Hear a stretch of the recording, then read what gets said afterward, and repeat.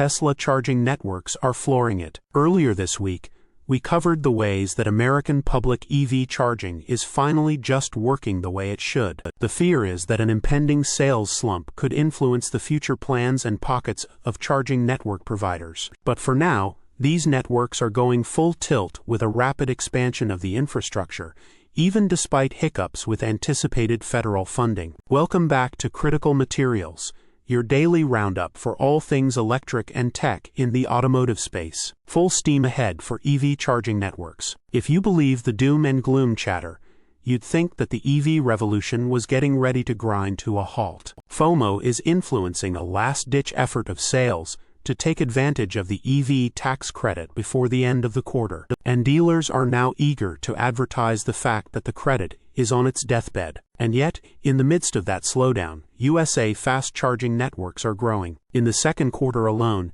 charging providers added 4,242 new ports across 784 new stations. That's a growth rate of 7.6% nationwide in just 3 months. This expansion brings the USA to a whopping 59,694 ports across 11,687 locations, according to data from charging research firm Perren. And that growth is expected to continue throughout the end of the year. In total, Perren projects a total charging port growth of 16,700 new ports being added by the end of 2025. The important figure here is the growth rate. In Q2, EV market share reached about 7.4% of all new car sales, meaning that DC fast charging growth actually outpaced EV adoption, albeit by a mere 0.2%. However, if we look even further back to assess sales and charger availability, from 2022 to 2024, we can see the bigger picture. EV sales grew substantially, up 63% in that time. But the DC fast charging availability in the USA, try 72%,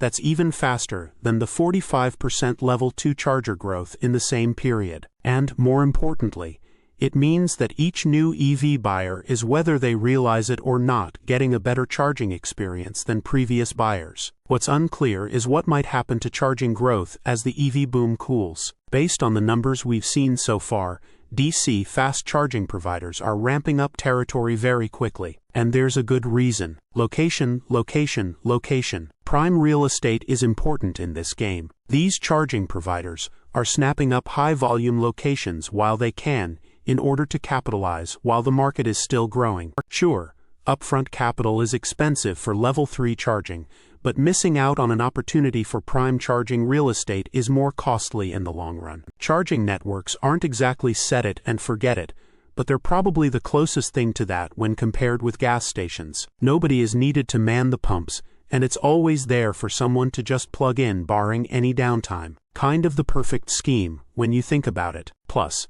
there's the confidence factor at play. Chargers and EVs have always had the hot dog and bun problem. The more cars there are on the road, the more chargers you need. If you outpace the number of cars, it will eventually be like oversaturating the market.